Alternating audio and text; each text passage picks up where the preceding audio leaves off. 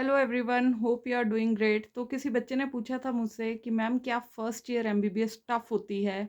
अभी रिसेंटली किसी बच्चे को एनाटमी के प्रोफेसर द्वारा एसएमएस कॉलेज है एक, वहाँ पे आपके राजस्थान में, तो वहाँ पे उस बच्चे को इतना प्रताड़ित किया गया फर्स्ट ईयर में कि उस बच्चे ने सुसाइड कर लिया। और बाद में जब टेस्टिमनीज हुई और न्यूज़पेपर में जो मैंने खबर पढ़ी है, और वहाँ पे बहुत सारे प्रोटेस्ट हुए, तो न्यूज़पेपर में खबर छपी थी कि जो स्टूडेंट्स थे फर्स्ट ईयर के, उन्होंने भी कहा कि वाक़ई में इस बच्चे को काफ़ी प्रताड़ित किया जा रहा था, या बच्चे को जैसे डिसऑनर किया जा रहा था, या फिर उसे टेंशन दी जा रही थी। तो स्पेशली उन बच्चों ने मेरे से पूछा कि मैम ये वीडियो देख के, ऐसी खबरें पढ़ के बहुत डर लग रहा है कि क्या सच में फर्स्ट ईयर एमबीबीएस का बहुत टफ होता है।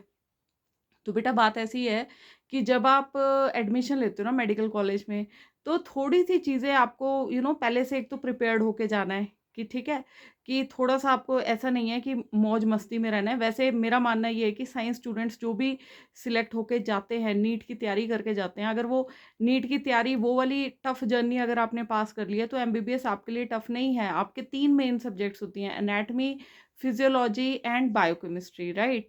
तो जो एनाटॉमी है, इसी में यही आपकी, ये आपको ना फर्स्ट ईयर में यही चीज़ आपको डॉक्टर वाली फीलिंग दिलवाएगी, ठीक है? एनाटॉमी में क्या पढ़ना होता है आपने कि कौन-सी नर्व्स हैं आपकी बॉडी के थ्रू, है ना? और आप कैडावर्स जो होते हैं, डेड बॉडीज़ जिसे बोला जाता है, उसकी डायसेक्शन आप फर्स्ट ईयर में सीखते हो।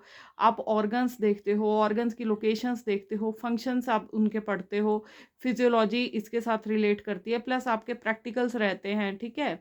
तो जो बायोकेमिस्ट्री है, तो बायोकेमिस्ट्री में तो मतलब ये थोड़ा-सा वही जो क्रेब्स साइकिल वगैरह पढ़ते हो ना आप, वो चीज़ें पढ़ोगे, कुछ आप अमाइनो एसिड्स का पढ़ोगे, प्रोटीन्स पढ़ोगे, मतलब ये वो चीज़ें हैं कि विटामिन्स वगैरह का पढ़ोगे आप, है ना? तो ये भी एक वास्ट सब्जेक्ट है, बट ये इनडायरेक्टली थोड़ा-सा आई नो कि मतलब ह्यूमन बॉडी में कैसे आपकी चीज़ें काम करती हैं, किस हिसाब से क्या-क्या बायोकेमिस्ट्री ह्यूमन बॉडी में क्या-क्या है, जैसे आप ग्लाइकोसामीन्स वगैरह के बारे में पढ़ते हो, है ना? कार्बोहाइड्रेट, प्रोटीन, ये सब आप इसमें करोगे।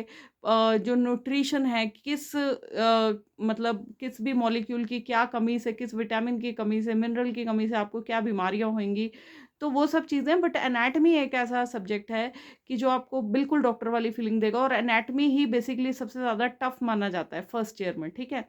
और क्योंकि इसके वाइवास बहुत रहते हैं, प्रैक्टिकल्स बहुत रहते हैं, स्टेजेस बहुत रहती हैं, और आपको हर एक चीज़ का वो रखना होता है।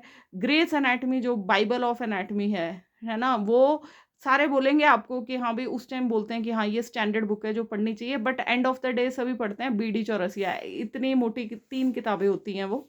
वॉल्यूम 1, वॉल्यूम 2, वॉल्यूम 3, जिसमें आप हेड एंड नेक पढ़ोगे, अलग से एक बुक है, फिर आपकी थॉरैक्स की अलग से बुक है, फिर आपकी जो आपकी लिम्ब्स हैं उसकी अलग से बुक है। बट ये कह देना कि भई फर्स्ट ईयर बहुत ही टफ है, ऐसा कुछ नहीं है, बिकॉज़ फर्स्ट ईयर में आप लोग एज़ फ्रेशर्स जाओगे, और कॉलेजेस में, मेडिकल कॉलेजेस में, कुछ कॉलेजेस में रैगिंग अभी भी होती है, तो आप मान के चलना, ये मत सोच लेना कि रैगिंग बिल्कुल नहीं होगी। बट जो बच्चे इसको एज़ फन लेंगे ना, रैगिंग का भी आपको पता होना चाहिए कि भैया आपको किस लेवल तक रैगिंग सहनी है, ठीक है? जहाँ पे आवाज़ उठानी है, जहाँ पे लगे कि वो इनह्यूमन रैगिंग हो रही है, जैसे बॉयज़ के केस में लड़ाई झगड़ा हो रहा है, या फिर वो पिटाई कर रहे हैं, या फिर आपकी न्यूड रैगिंग हो रही है, तो आपको पता होना चाहिए। एंटी रैगिंग कमिटी है, एंटी रैगिंग हेल्पलाइन है, आपके प्रिंसिपल हैं, वहाँ पे आप अपनी बात बताइए। अगर आपके सॉरी कॉलेज वाले अगर आपकी बातें नहीं सुन रहे हैं, तो इन दैट केस आप अपने पेरेंट्स को ये बात बताइए, ठीक है? कि भई रैगिंग अब इनह्यूमन हो रही है, इनह्यूमन बिहेवियर हो रहा है, मैं इस चीज़ को नहीं ले पा रहा हूँ। बट कंस्ट्रक्टिव रैगिंग जो होती है, थोड़ी बहुत गाना गा दो, ये कर दो, वो कर दो, तो वो चीज़ें नॉर्मल हैं। उसको मतलब एक फन पार्ट की तरह आपको लेना चाहिए, ठीक है? जो मेरा मानना है, ठीक है? बाकी जहाँ पे कोई ज़्यादा दादागिरी दिखानी पड़ी, तो वहाँ पे तो भई आपको भी अपना स्टैंड लेना पड़ेगा। एंड देखिए, अभी आप ये सोचो कि हाँ, भी बहुत ज़्यादा टफ है एमबीबीएस का कोर्स, ऐसा भी कुछ नहीं होता। नो डाउट इट्स टफ, है ना? बट ऐसा भी कुछ नहीं है कि आप नहीं कर सकते, ठीक है? हम बात कर रहे हैं आज के ज़माने में, सैचुरेशन आ रही है, सैचुरेशन। क्यों आ रही है? क्योंकि बहुत सारे बच्चे कर रहे हैं एमबीबीएस, ठीक है? बस ये है कि आपको मेंटली स्ट्रॉन्ग होना है, क्योंकि घरों में आजकल जो हमारे बच्चे हैं वो थोड़े से पैम्पर्ड हैं, तो थोड़ा-सा आपको प्रिपेयर्ड होके जाना है पहले से। हॉस्टल लाइफ़ के लिए प्रिपेयर्ड होना है, हॉस्टल में नहीं रहना है। हॉस्टल में ज़्यादा इंसिडेंसेस होते हैं आपके रैगिंग के, बट कई बच्चे ना फिर प्रेफ़र कर लेते हैं पीजी में जाना, ठीक है? तो जो बच्चा अपने घर से पहली बार जा रहा है बाहर, तो बिल्कुल ना डरे। बाकी जो टीचर्स हैं बहुत अच्छे होते हैं, नॉर्मली बहुत कोऑपरेटिव होते हैं। कुछ एक टीचर्स होते हैं कि जहाँ पे बच्चों को ऐसा लगता है कि हाँ भई हमें ज़्यादा तंग किया जा रहा है। बट वो भी आप अगर if you will respect your teachers ना, तो they will also definitely take care of you. But कई जगह पे ऐसा हो जाता है कि जहाँ पे वो कोऑपरेशन हम जो सोच रहे होते हैं वो नहीं मिल पाती है। तो उस तो उस केस में तो उन केसेस में ये रहता है कि आपको अगर बहुत ज़्यादा ऐसा लगे कि प्रेशर फ़ील हो रहा है या कुछ ऐसी चीज़ें हो रही है, तो वहाँ पे अगर आपको लगता है, आप देखिए फ्रेंड्स के साथ बात कर सकते हैं कि हाँ भाई किस चीज़ में आपको प्रॉब्लम आ रहा है। प्रैक्टिकल फाइल्स होती हैं आपको वो बनानी होती हैं, जो डायग्राम्स आप प्लस टू में बनाते हो। जैसे हम प्रैक्टिकल फाइल बनाते थे ना बायो की, वहाँ पे फ्रॉक का वो बना रहे होते थे, अंदर इंटेस्टाइन का बना रहे होते थे, तो वैसी ही फाइलें होती हैं, वैसी ही स्लाइड्स होती हैं। एनाटॉमी में ये रहता है कि स्लाइड्स भी होती हैं, तो वहाँ पे हम कन्फ्यूज़ होना शुरू हो जाते हैं। आप एनाटॉमी में जो इंदरबीर सिंह है, हिस्टोलॉजी आप पढ़ते हो उसमें, एम्ब्रियोलॉजी आप पढ़ते हो, तो ये सारी बहुत सारी चीज़ें हैं कई बच्चों को टफ़ लगती हैं। और वो स्लाइड्स को आप सोचो कि हाँ, भई सबको आती हैं, वो ऐसे नहीं आती होती। उसका एक तरीका होता है याद करने का कि हाँ, भई ये चीज़ ऐसे पहाड़ी दिख रही है, वहाँ पे एक छोटा-सा वो दिख रहा है। तो ये आपके लिए ही नहीं है, क्योंकि इंटेलिजेंट से इंटेलिजेंट बच्चे को ऐसा लग सकता है कि यार हिस्टोलॉजी में ना वो सारी चीज़ें नहीं दिख रही हैं। तो एक ट्रिक होती है, बाकी तो सारा जब एक बार स्लाइड को आइडेंटिफ़ाई कर लोगे तो फीचर्स तो आपको आ ही जाएँगे, तो इतना नहीं डर के जाना होता है, ठीक है? If MBBS is your passion, तो बी प्रिपेयर्ड कि हाँ यार, थोड़ा-सा स्ट्रगल तो करना पड़ेगा, बिना मेहनत के तो कुछ नहीं मिलता है यहाँ पे। एंड बाकी जैसे ही आप सेकंड ईयर में आओगे, you will feel very relaxed, because second year आपका लगभग 1.5 साल का होता है। और इसमें आप जैसे फर्स्ट ईयर में आप फ्रेशर्स होते थे ना, तो फर्स्ट ईयर में भी एक फन वीक रहता है, 1 हफ्ते तक का सेलिब्रेशन रहता है।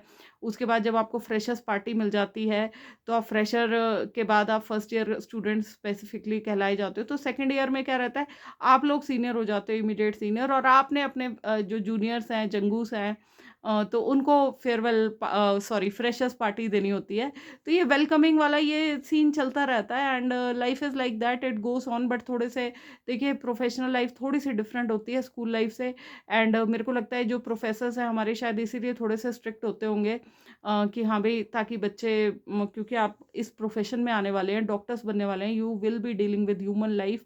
तो बट यही बात है कि थोड़ा-सा सामंजस्य आपको बनाना पड़ता है। अब थोड़ी कंपैटिबिलिटी बनानी पड़ती है, थोड़ा खुद को कॉम्प्रोमाइज़ करना पड़ता है। बट एक बात बच्चों, हमेशा याद रखना, अगर कोई लिमिट से ज़्यादा आपको पुश कर रहा है, लिमिट से ज़्यादा परेशान कर रहा है, तो इन दैट केस आपके पेरेंट्स ही हैं जो आपका सबसे ज़्यादा साथ देंगे, उनसे बात ज़रूर करिए। एंड हो सके तो आपके कॉलेज में जो भी कोई आपका सीनियर है, आप उससे टिप्स ले सकते हैं, आपके अपने फ्रेंड्स हैं, आप उससे टिप्स ले सकते हैं। बट ये एक्सट्रीम स्टेप्स पे नहीं जाना। इससे बेटर है, अगर किसी को ऐसे ख्याल आ भी रहे हैं कि एक्सट्रीम स्टेप पे जाने वाले ख्याल आ रहे हैं, तो अपने पेरेंट्स से बात करो। इससे अच्छा तो फर्स्ट ईयर से ब्रेक ले लो एक, ठीक है? आपकी बैक लगेगी, आपको सप्लीमेंट्री एग्ज़ाम्स देने होते हैं, ज़्यादा से ज़्यादा आप 1 साल पीछे हो गए, है ना? बट ये लाइफ़ को खो देना, ये बहुत बड़ी बात होती है, तो इतना स्ट्रेस लेके मत आओ, थोड़ा-सा प्रिपेयर्ड होके आओ।